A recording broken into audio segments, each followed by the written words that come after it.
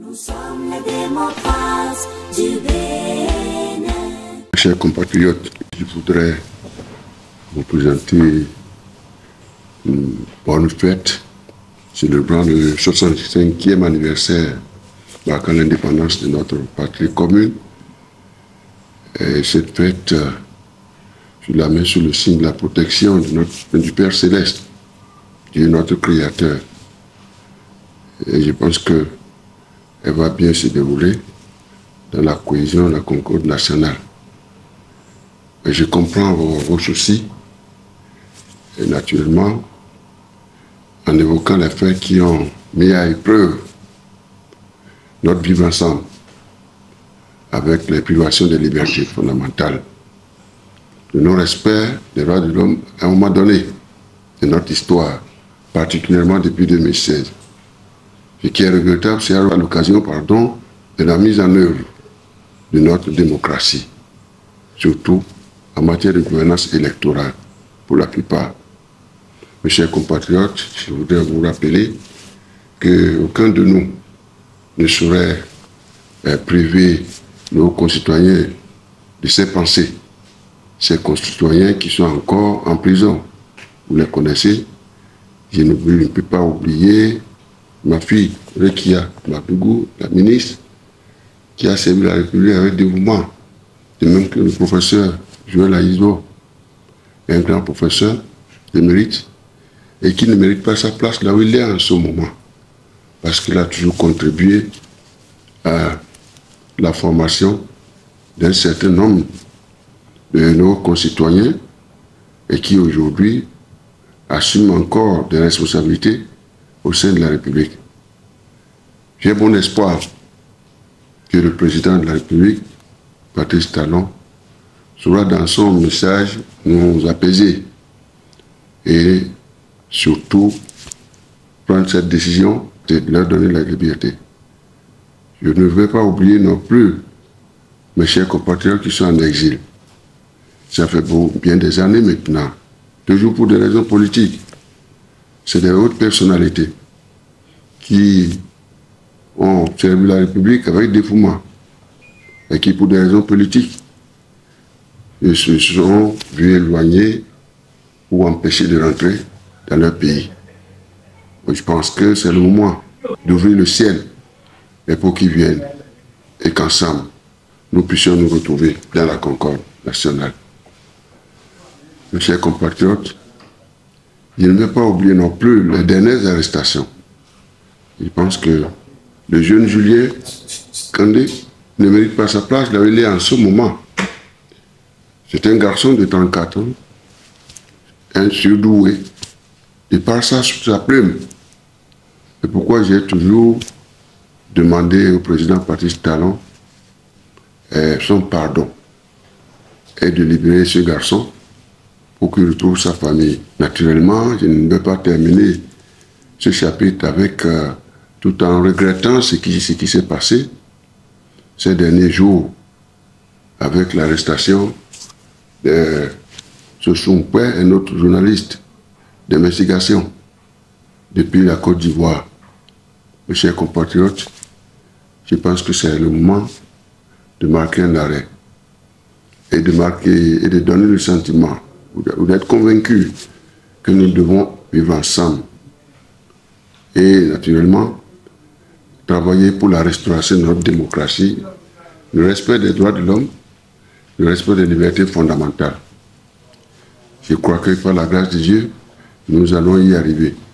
Nous attendons donc le message du président de la République marquant la célébration de ce 65e anniversaire de l'indépendance de notre pays.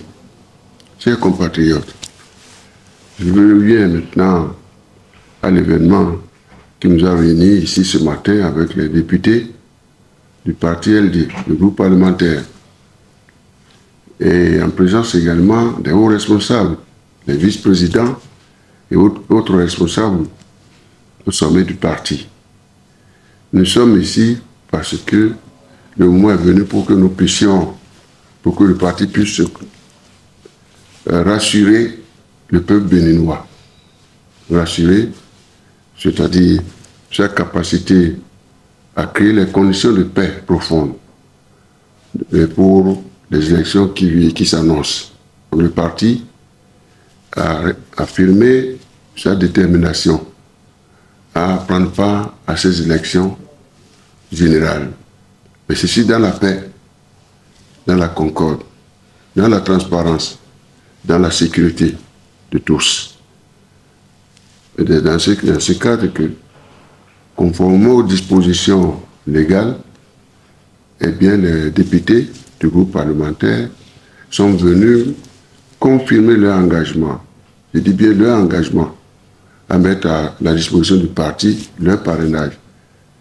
Donc les 28 députés sont toujours unis au sein d'un parti qui est uni, déterminé à jouer sa partition dans la constitution de ce pays.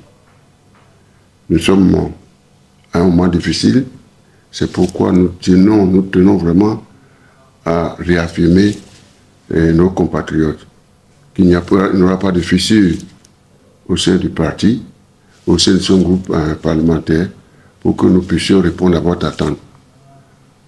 Donc je crois, nous attendons la fin du processus en cours au niveau de la Sénat pour que le groupe parlementaire puisse aller retirer ses parrainages et à mettre à la disposition du parti. Nous vous rassurons que nous ferons tout dans notre leadership pour qu'il y ait la paix et que nous puissions respecter les autres conditions afin de prendre part avec beaucoup de joie à ces compétitions qui s'annoncent. Si je me réfère à ce code, le code électoral, je comprends vos inquiétudes, car nous n'avons pas besoin de beaucoup parler. C'est un code, dans sa conception, son objectif, il est conçu pour conduire le pays droit dans le mur. Il faut qu'on évite cette situation que certains redoutent. Je souhaite que nous puissions éviter cela par notre capacité à échanger, à dialoguer à tous les niveaux pour que nous puissions trouver une solution apaisée et consensuelle. C'est indispensable. Dans un refus de dialoguer, ça veut dire qu'on aura opté pour soutenir un plan satanique destiné à combattre la volonté de Dieu. Or, on ne combat pas la volonté de Dieu. C'est en cela, mes chers compatriotes, je souhaite vous rassurer d'être serein, que la gloire de Dieu va s'accomplir dans notre pays. Cette soirée électorale qui se prépare, vous verrez, Dieu Tout-Puissant va marquer de sa présence, va apporter sa main puissante dans notre vie pour que son plan de bonheur, d'espoir et d'espérance puisse s'accomplir dans notre pays. Voilà ce que j'ai pu vous dire en maintenant toujours ma quête, la quête d'un dialogue politique, à tous les niveaux. À ce qui me concerne, je renouvelle encore ma volonté de rencontrer mon jeune frère, le président Patrice Talon, pour que cette question soit vidée complètement. Sortons de cette hypothèse d'en à ignorer les problèmes que pose ce code en disant que c'est une loi qui a été votée. On sait dans quelles conditions cela a été voté. 81 voix contre 28. Et mécaniquement. Et c'est toujours juste l'inquiétude qui a toujours animé ce peuple. De faire en sorte que le vote de nos compatriotes soit respecté. Et que, naturellement, nous puissions prendre les dispositions pour favoriser le vote de tout un peuple, ceux qui ont l'âge de voter. Je voudrais rassurer les uns et les autres. Je voudrais faire en sorte que vous puissiez éviter le stress, que vous puissiez limiter vos inquiétudes, l'amertume, les lamentations. C'est vrai, notre Dieu a déjà écouté vos gémissements, les gémissements de tout un peuple. Et ce Dieu-là ne manquera pas de nous exaucer. Voilà en fait ma prière que je voudrais formuler à votre endroit en ce qui concerne cette volonté de tout un peuple de voir toutes les sensibilités politiques participer à la gouvernance parlementaire au titre, disons, comment dirais-je, au titre de la prochaine mandature suite aux élections de 2026. Je profite de l'occasion alors pour lancer cet appel pour votre implication massive dans ce processus électoral. Ne dites pas que le code est incertain, que ce n'est pas la peine d'aller voter. Non, sortez massivement, impliquez-vous pour que ce processus puisse aboutir à la vérité des urnes. C'est-à-dire dans un processus qui nous permettra nous tous de sécuriser les urnes et qui amènerait chacun à contrôler son vote. Tout ceci concourt à la recherche de la paix. Je voudrais également, mes chers compatriotes, partager avec vous ce point délicat, une situation que nous sommes en train de suivre. En tout cas, nous ne croyons pas à cela.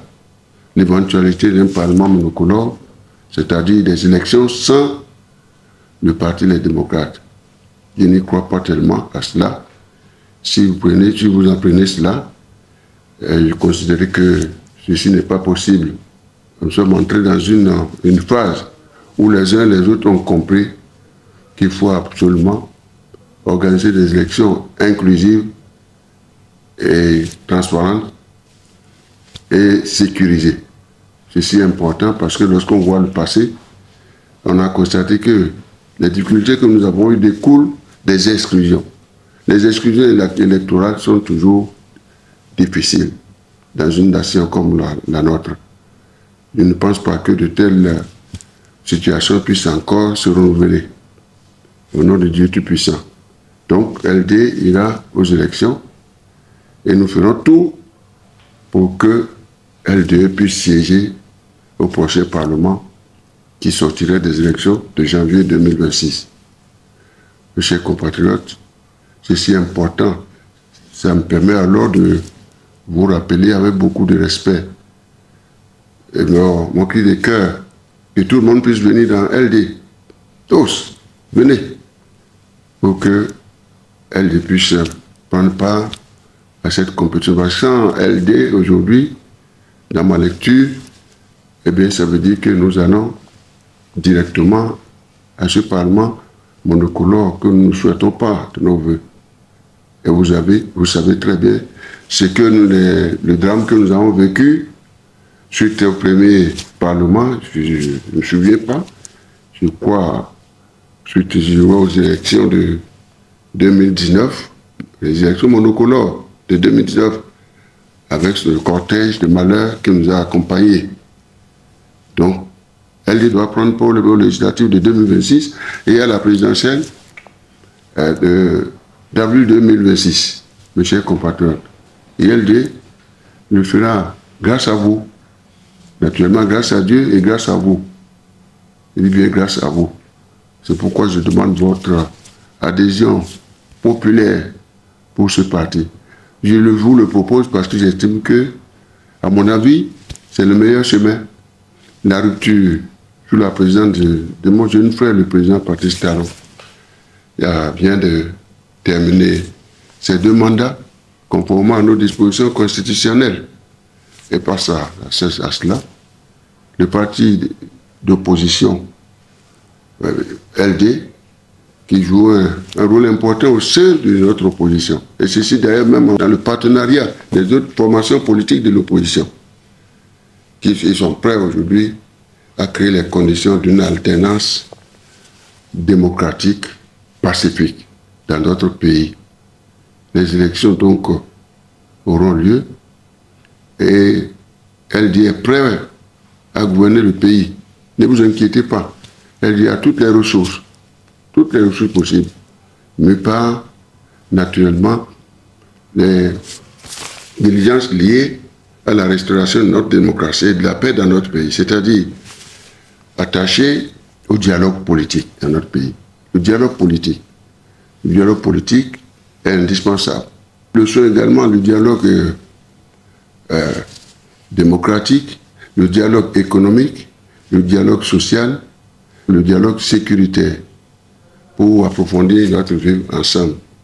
Ceci est fondamental. Revenons sur cette question fondamentale du dialogue politique dans notre pays.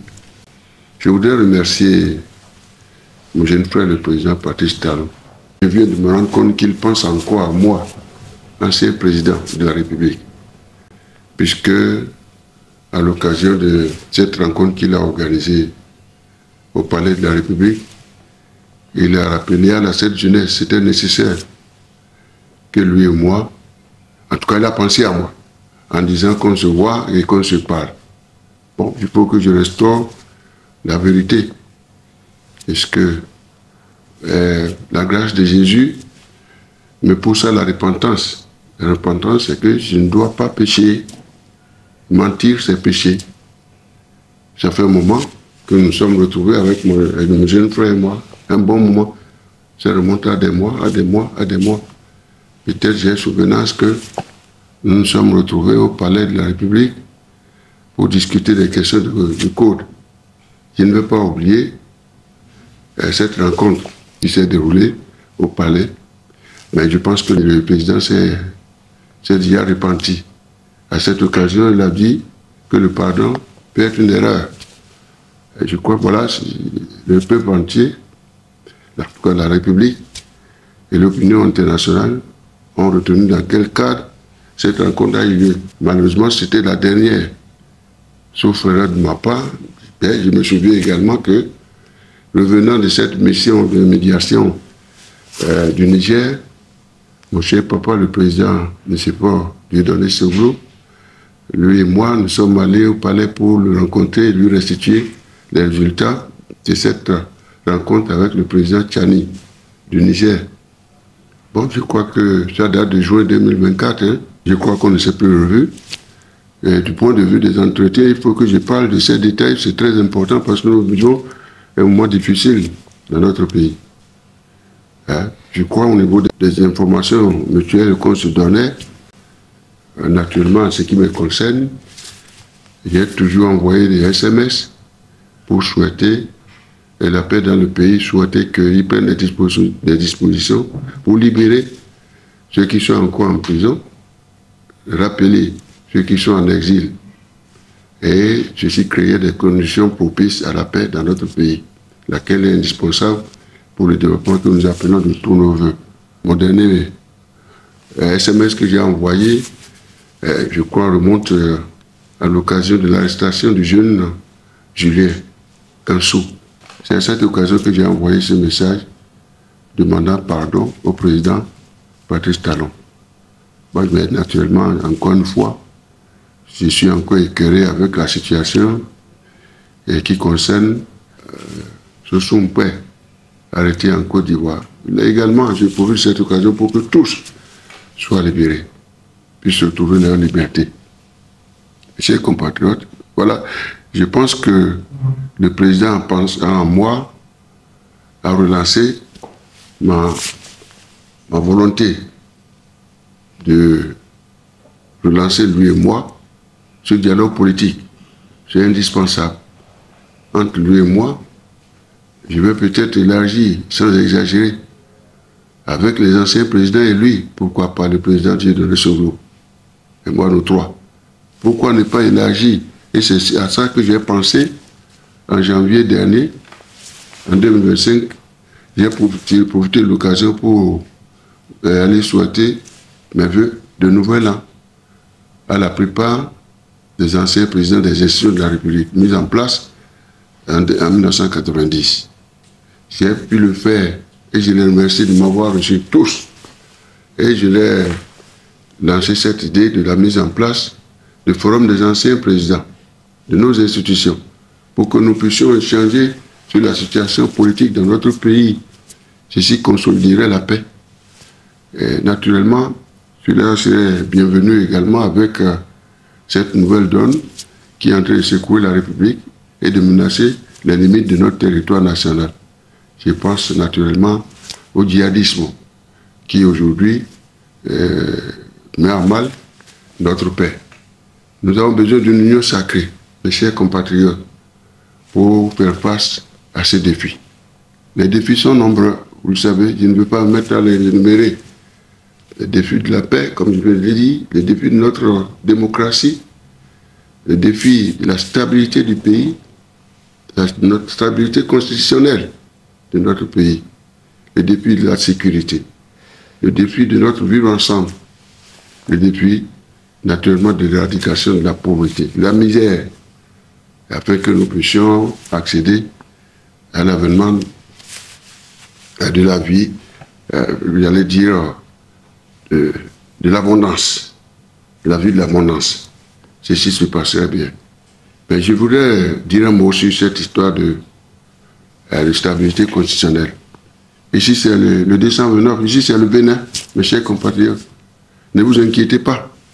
Je demeure persuadé que le respect de notre constitution est devenu maintenant une tradition établie. N'ayez pas de soucis. Je vous parle en ma qualité d'ancien président. Et je crois dans le dialogue que nous avons, et depuis toujours d'ailleurs, il est cessé de rappeler à mon jeune frère, le président Patrice Talon, la nécessité de faire du Bénin le pays de stabilité constitutionnelle dans notre sous-région. Cela va se faire avec la fin des mandats, les 2 mandats de mon jeune frère. Donc mon jeune frère va partir. Mes chers compatriotes, il va partir. Je pense que c'est le président Kérékou est parti. Il a fait 2 mandats. Le président Yahi est parti. Il a fait 2 mandats. C'est vrai, notre papa, M. Fordou, a fait un mandat, mais il a respecté les limites d'âge. Donc nous tous, maintenant c'est rentré dans la tradition et dans notre cœur. Voilà. Je pense que tout va bien.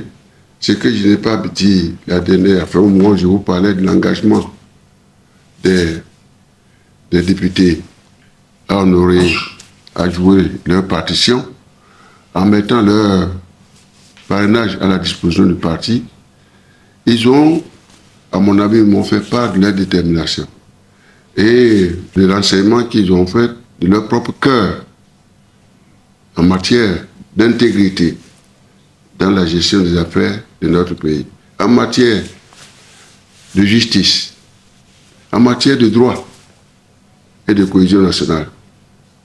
Ils sont disposés. Le parti est prêt maintenant à jouer la partition. Avec cette fin de mandat du président, eh bien, nous allons naturellement renouveler de toutes les institutions, avec toutes les élections qui viennent. Il s'agit d'une véritable alternance, à mon avis. La logique est là, puisque la rupture est en train de partir. Le président Talon est en train de partir. Mes chers compatriotes, ce qui reste, le parti, je sais bien que le peuple béninois a déjà organisé cette alternance dans le cœur. Je n'en prends pour preuve que, naturellement, l'engouement que suscite aujourd'hui les ralliements au parti LD. Je pense que je demande qu'il n'y ait pas d'obstruction à ce qui se passe en ce moment sur le terrain politique. Il s'agit là d'une volonté populaire qui est en train de s'exprimer, pratiquement, où toutes les forces vives de la nation ont accepté déjà dans le cœur le parti LD à la veille de cette joute électorale. Donc je crois, l'alternance a déjà joué, organisé dans les cœurs des Béninois. Ce qui reste, c'est de valider, c'est la validation par ce jeu électoral qui s'annonce. C'est dans ce cadre que, naturellement, je lance un appel à tous à se préparer.